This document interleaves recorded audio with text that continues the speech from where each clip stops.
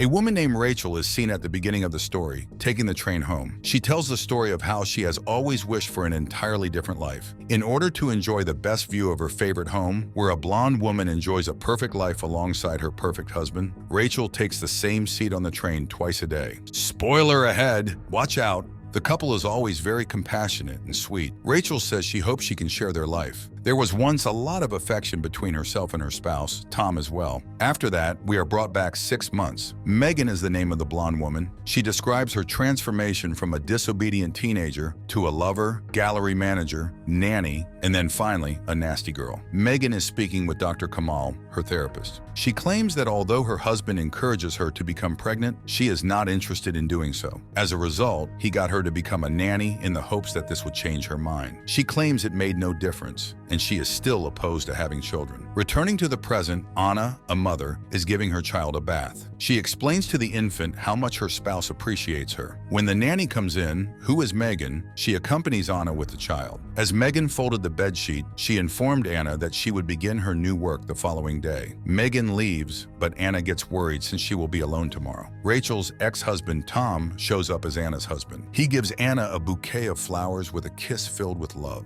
Rachel called a landline number multiple times before hanging up, Anna told her husband. Tom comforts her that everything will be all right at the moment she requests him to speak with his ex-wife. Rachel observes Tom and his new family enjoying Anna's birthday while traveling on the train. Upon arriving at her house, she checks her ex-husband's Facebook page and views his family's joyful pictures. After drinking, she calls Tom several times, but her friend Kathy stops her and empties the alcohol bottle into the sink. Rachel is asked not to keep contacting her ex-husband and his family. After the divorce, Rachel has already spent 2 years living with her friend. Then Rachel takes some time and looks at her phone, and we observe that she has called Tom several times but has not got any answer. Prior to turning in for the night, Rachel thinks about the time she and her spouse saw a doctor for the procedure known as in vitro fertilization, which didn't work. While on a train one day, Rachel catches another glimpse of her perfect couple. However, this time the woman kisses another male. Following that, she grabs an alcohol bottle and fills her water bottle with it. Sitting in the park with a drink in hand, she recalls the day she discovered Anna and her husband had been having an affair when she unlocked Tom's laptop and checked his emails with their real estate agent, Anna. She screams in the bathroom and explains that she got upset when she discovered the blonde lady misbehaving with her husband. Rachel claims that if she were able to go into the blonde's house, she would pull her hair down and knock her head on the entire floor. When the train pulls into Megan's neighborhood, Rachel, who appears to be drunk, gets off and finds herself being followed by a man. She rushes into the forest and a moment later spots a blonde woman entering a tunnel. After shouting at the woman, Rachel loses consciousness with a crash. She has bruises on her head and blood spots on her clothes when she wakes up at her friend's place. She struggles to recall what took place, but she partially recalls some things. Rachel tells the Alcoholics Assistance Group about how she constantly forgets what she does once she is drunk and falls into trouble. She recalls a moment when Tom's office was set up for a party. Rachel was asked not to put the eggs inside by Tom's boss's wife, Martha. After screaming at her, Rachel throws the entire tray of eggs onto the wall. She hits Tom when he attempts to calm her down, and she keeps being aggressive. She doesn't remember anything the next day, so her husband explains to her what took place and states he was fired as a result of everything she did. Upon arriving at Kathy's apartment, Rachel noticed 2 detectives. She is asked where she was on Friday night by Detective Riley. She responds that she was at work when she had the idea to see her ex-husband. As a result, she got off the train, but ultimately chose to head home instead of proceeding. Rachel claimed to have been to the apartment by 11 p.m., but the investigator discovered that she left the train at 6 p.m. Rachel was unable to respond when she was asked what she had been doing in the meantime. After showing Megan's photo, the investigator asks Rachel whether she has memories of seeing her. She declines and informs them that she doesn't know her. According to Detective Riley, Megan is employed by Rachel's ex-husband, who disappeared on the exact same evening Rachel stepped off the train. The detective asks her where she goes, as Rachel has been fired for more than a year, simply due to the alcohol problem. But Rachel is unable to respond to it.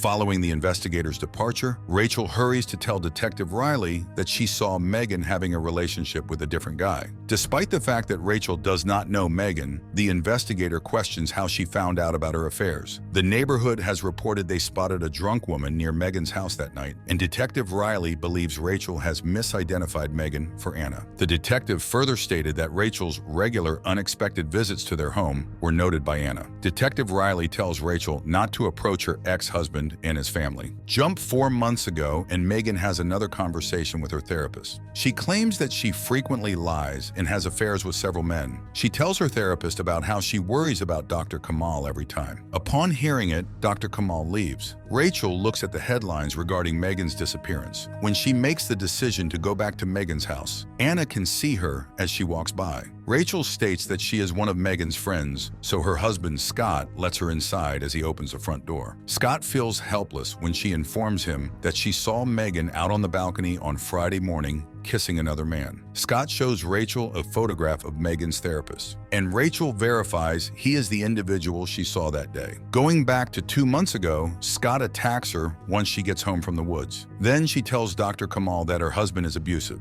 Their argument turns around to Scott's desire for her to become pregnant. Then Rachel discovers that Dr. Kamal was recently brought in to be examined over Megan's missing via the newsflash. All of a sudden, Rachel receives a message from Scott expressing his desire to meet her immediately. When she questions him about what is wrong, he responds that there isn't enough proof and Dr. Kamal is released. Furthermore, Megan's therapist has disclosed that Scott is an aggressive husband. Along with that fact, the police now believe Scott to be a suspect. As Rachel tries to comfort him, Scott becomes violent, which makes Rachel afraid. Rachel visits Dr. Kamal and requests support in regaining her memory. She discloses to him regarding her blackouts whenever she is drunk. When the therapist questioned when she started drinking heavily, she responded that it all started once she couldn't manage to become pregnant. After noticing that Rachel has been phoning her husband 12 times a day, Anna complains about Rachel to the cops. In contrast, they are all from an unknown number according to the detective, but she has no idea what they are expressing to each other. Afterward, Anna claims that Rachel is spending a great deal of time at Scott's house. Detective Riley responds that she is aware of both of these events. It is unrelated. The investigator suggests that Anna should find out if her husband isn't willing to communicate with his ex-wife. When she returns home, Anna attempts to enter her husband's laptop with multiple passwords yet fails. She makes her way back to the couch as soon as Tom gets there. Then Scott visits Rachel's apartment at night. He claims that since reporters are in his yard, he is not sure of where to go. He got to know from the detective that Megan was pregnant, and she informed her therapist about it, but not her husband Scott. Although Megan does not desire children, Scott claims that they are always thinking about starting a family. Rewind the clock to a month ago,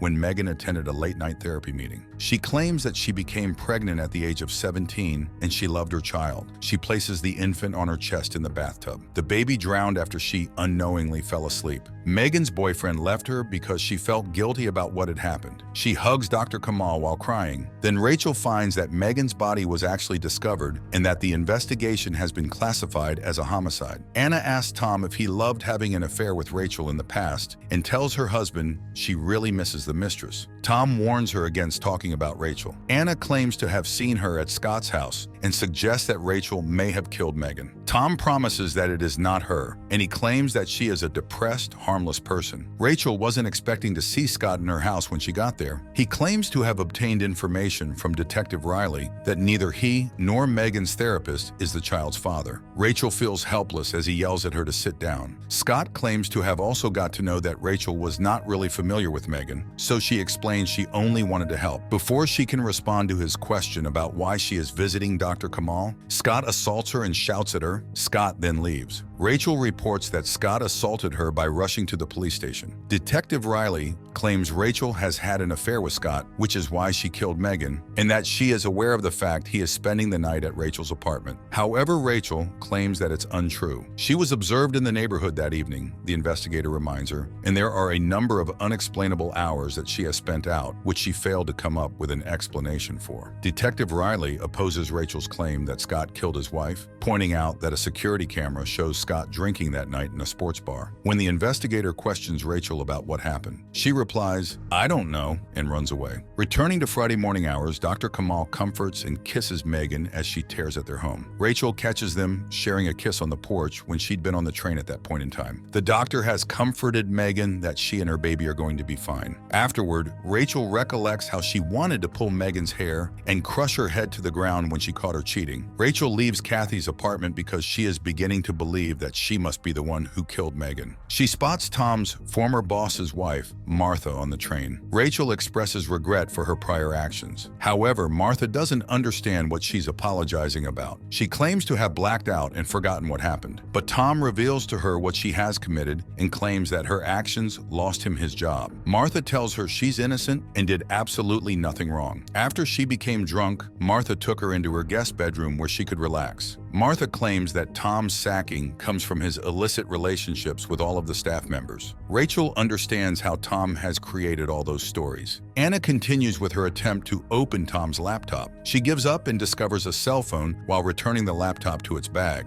Although the texts have been completely erased, Megan's voice can still be heard when she plays back the voicemail greetings. When Tom awakens, Anna throws away the phone. When Rachel recalls returning to the tunnel, she recognizes Megan. Tom leaves the car and walks towards Rachel. Rachel knocks on the wall after he pushes her away. Rachel blacks out as Tom strikes her head using his metal keychain. She pushes the man who had been following her aside when he attempts to support her. Rachel proceeds to inform Anna that her husband is cheating on her. Anna claims to be aware of her husband's affair. She informs Anna that Tom killed Megan and suggests she would have to leave him with her child. Anna says that she won't leave Tom, even if she claims they are unaware of the killing. Rachel informs him she knows that he killed Megan and that she remembers everything. She claims that when Megan entered his car that evening, he attacked Rachel for supposedly noticing them. Tom attempts to argue against those states, but Anna claims she discovered Megan's phone in his bag. Rachel tries to phone 911 while the couple is fighting, but Tom stops her and tells her to sit down. Rachel informs him that she is aware of every lie he tells her while she is drunk. Unexpectedly, Tom crushes a glass over her head. Rewind to Friday night when Megan is driven into the woods by Tom. It comes to light that Tom is a mysterious individual who keeps a relationship with Megan in the forest. Megan informs Tom that she may be the father and that she is expecting a child. He advises her to have an abortion as he does not need another child, especially with her. Megan screamed and insulted him out of anger. Megan is pushed by Tom and then strikes her head on a rock. Tom then crushes a rock over her head. When Rachel wakes up, she rushes out of the house with the corkscrew in hand. Rachel stabs Tom using the corkscrew after he captures her, causing him to give up and struggle for air. As Anna kneels next to Tom, she continues to tighten the corkscrew until Tom's breathing ends. Afterward, the police show up and question them. It was self-defense according to Rachel, and Tom could have killed her. Rachel had no option and Tom could have killed her. Anna made the same claim when questioned. She asserts that everything Rachel mentioned about Megan was accurate. The movie concludes with Rachel visiting Megan's gravesite. She tells how the story they all share now binds the three of them, including Anna. She switches seats on the train and gains a clearer view of her future. We really hope you enjoyed today's recap of the movie The Girl on the Train. Please leave a comment below on what you loved about the movie and why. Be sure to like the video and please don't forget to support our channel by subscribing so you don't miss any amazing content. Until next time, light, camera, action. We look forward to seeing you in our next video.